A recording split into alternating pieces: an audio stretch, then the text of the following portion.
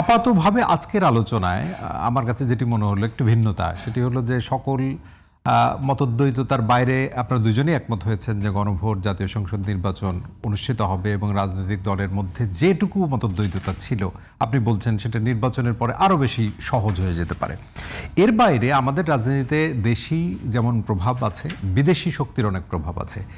আপনি জানেন এর মধ্যে পতিত ফ্যাসিস্ট শেখ হাসিনার বিচার সম্পন্ন হয়েছে এবং সেটি নিয়ে আন্তর্জাতিক সংস্থারাও নানান রকম মন্তব্য করেছেন এবং এক ধরনের কথাও আছে যে নির্বাচন সবার অংশগ্রহণ যদি না হয় তাহলে সেই নির্বাচন হতে দেওয়া হবে না। যদি সেটি ফাঁকা বলি নাকি আসলে বিদেশি কোনো শক্তির প্রভাব আছে বলে আপনি মনে করেন?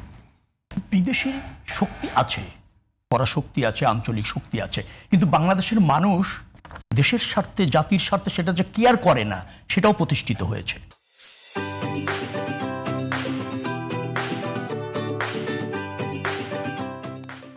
বিদেশি শক্তি আছে, পরাশক্তি আছে, আঞ্চলিক শক্তি আছে, কিন্তু বাংলাদেশের মানুষ দেশের স্বার্থে, জাতির স্বার্থে সেটা যে কেয়ার করে না সেটাও প্রতিষ্ঠিত হয়েছে। অর্থাৎ কোনো আধিপত্যবাদী শক্তি বাংলাদেশের কে তার মতো করে ব্যবহার করবে সেই দিনের অবসান হয়েছে। আমরা কিন্তু জাতীয় স্বার্থে কিন্তু একমত হয়েছি, হয়েই কিন্তু ফ্যাসিবাদের পতন হয়েছে। তারপর রাজনৈতিক দলগুলির যেহেতু ভিন্নতা আছে, ভিন্ন থাকবে, মূলনীতি ভিন্ন, ঘোষণাপত্র ভিন্ন, গঠনতন্ত্র ভিন্ন, ইস্তেহার ভিন্ন, সেটা থাকবে। সেই জায়গায় আপনি আবার দেখবেন যে যখন আমরা সংকটে পড়লাম, উত্তরণ হচ্ছে না, আস্তে আস্তে কিন্তু আমরা সব এক জায়গায় এসেছি এবং হচ্ছে। অন্তর্বর্তীকালীন সরকার সময়টা একটু বেশি নিয়েছে, কোনো সময় কিংকর্তব্য বিমূঢ় ছিল, কখনো লক্ষ্য স্থির করতে হয়তো আপনার দ্বিধায় ছিল, কিন্তু সে দিন শেষে কিন্তু তারাও সফল হতে চলেছে। জাতি হিসেবে আমরা কিন্তু সফল হতে চলেছি। এখন বাধা বলেন এটা থাকবে, কারণ ফ্যাসিবাদীদের, আমি আবারও বলছি, সুবিধাভোগীর এদেশে আছে, মুষ্টিমেয় কিছু পালিয়ে গিয়েছে, বাট তাদের দোষটা কিন্তু এদেশে আছে। অর্থাৎ দেশটা যাতে অকার্যকর হয়, বাংলাদেশ যাতে সঠিক পথে চলতে না পারে, এই আঞ্চলিক শক্তি, আন্তর্জাতিক শক্তির হস্তক্ষেপ এর আগেও ছিল, ভবিষ্যতেও থাকবে। কিন্তু আমরা যদি আমাদের স্বাধীনতা, সার্বভৌমত্ব এবং জাতীয় সমৃদ্ধি, অগ্রগতি, এই ব্যাপারে আমরা কিন্তু একমত হতে শিখেছি, আমি এটা আপনাকে বলবো।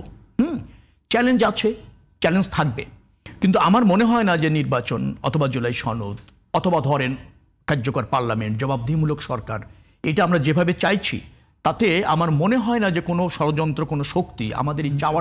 জনাব শেখ রবিউল আলম, আরেকটু যদি এক্সটেন্ড করি, আপনি বিভিন্ন রাজনৈতিক দলের, বিশেষ করে বিএনপি বা অন্যান্য জামাত বা যাদের কথাই যদি আপনি বলেন, সামনে যেহেতু ভোট, তাহলে আওয়ামী লীগ যেটি আসলে পতিত এবং তারা পালিয়ে গেছে, কিন্তু তার যে ভোট ব্যাংক সেটি নিয়ে গণমাধ্যমে নানান রকম আলোচনা আছে এবং সেই ক্ষেত্রে বিএনপি বলেন, জামায়াত ইসলামী বলেন তার মতো করে, এবং বিএনপি বিভিন্ন সময় যেটি বলেও যে এই যে ডাকসু রাকসু নির্বাচনগুলো হলো, সেখানে আসলে কেন জামাতের আসলে বিজয় হলো এর ব্যাখ্যাও খোঁজা হয়েছে।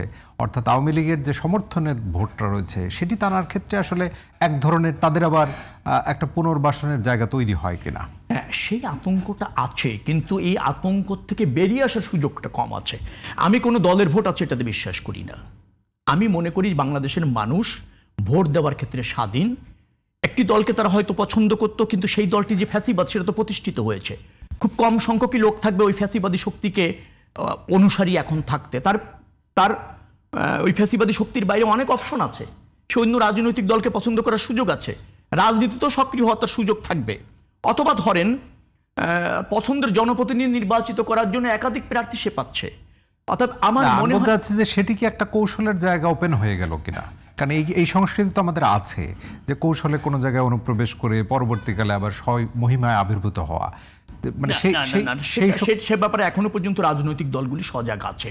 তবে এটা মনে রাখা দরকার, মাস পিপলের পলিটিক্সের মধ্যে ধরেন কিছু বিচ্যুতি থাকতে পারে, কিন্তু সেটা মানে সময়ের পরিবর্তনের সাথে সাথে ঠিক হয়ে যাবে বলে আমার বিশ্বাস। আবার এটাও তো ঠিক আছে যে যারা রাজনীতির সাথে ওইভাবে একেবারে যুক্ত ছিল না, আওয়ামী লীগের সুবিধাভোগী না, আওয়ামী লীগের ধরেন শুভানুধ্যায়ী সমর্থক, কিন্তু রাজনীতিতে যুক্ত ছিল না, দায়িত্বশীল কোনো পদে ছিল না, সে যদি একটা, তাকে আপনি কিভাবে সাধারণ নাগরিক বলবেন? সে আবার কোন রাজনৈতিক দলের প্রথম থেকে শুরু করার অধিকার আপনি রহিত করবেন কি করে? করতেই পারে। জামাত ইসলামের আদর্শ যদি সে যে প্রক্রিয়া আছে সংগঠন করার, আর আগে যদি আওয়ামী লীগের মধ্যে যুক্ত থেকে না থাকে, তো সেটা জামাত ইসলাম রহিত করবেই কি করে? অথবা বিএনপিতে যদি সে একেবারে প্রাথমিক সদস্য হয়ে রাজনীতিতে আসতে চায়, তো সেটা রহিত করা কিন্তু কঠিন। তবে রাজনৈতিক দলগুলি সজাগ আছে যে ওই সুবিধাভোগী বা পতিত ফ্যাসিবাদের শক্তি যাতে পুনরায় বাংলাদেশের রাজনীতিতে অন্য দলের বা অন্য আদর্শ ধারণ করে এসে সুবিধাভোগী হতে না পারে, সেই চেষ্টা তো আছে।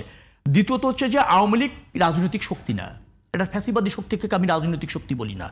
হ্যাঁ, এটা একটা পতিত শক্তি, পরিত্যক্ত শক্তি। বর্তমানে বাংলাদেশের আইনে সেই আওয়ামী লীগেরও বিচার হতে চলেছে সংগঠন হিসাবে। তো যার ফলে এখন তাদের রাজনীতি সাময়িকভাবে নিষিদ্ধ আছে।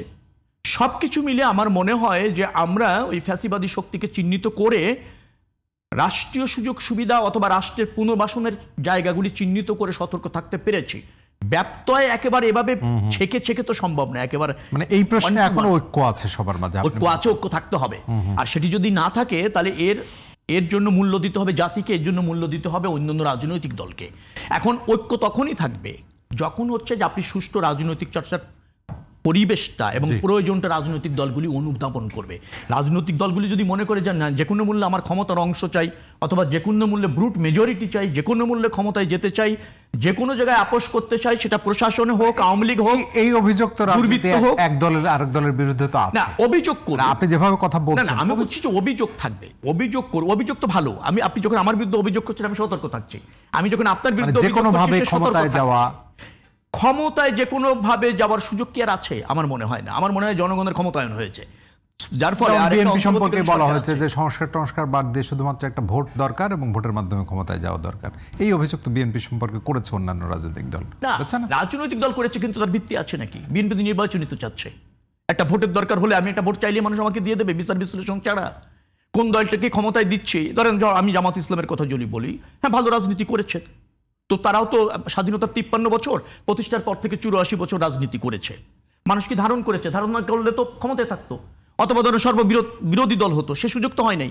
এবার আবার বিশ্লেষণ করার সুযোগ হয়েছে, তারা জনগণের কাছে যাচ্ছে, জনগণ নির্বাচিত করলে ডেফিনেটলি সেটা গণতন্ত্রের অংশ, সেটা হচ্ছে তার বৈধ সরকার গঠনের তার সক্ষমতা, তাই তো? তো জনগণ যাকে বেছে নেবে সেটা থাকবে। তবে রাজনৈতিক দলগুলো রাতারাতি অপকৌশল পরিত্যাগ করতে পারবে না, কিন্তু এটা তো ঠিক যে পরিত্যাগ করা শুরু করেছে। আপনি যদি বলেন বলেন যে কালকের মধ্যেই সব রাজনৈতিক দল, এখন আমাদের সব শ্রেণী পেশার মানুষের রাজনীতিতে যুক্ত আছে। আপনি যদি বলেন একটা ক্রাইম আর যে প্রতিষ্ঠিত ক্রাইম আর সেও কিন্তু ভোট দেয় অথবা কোনো একটা রাজনৈতিক দলের ছত্রছায়ায় থাকতে চায়, এই কালচারের বাইরে তো নেই।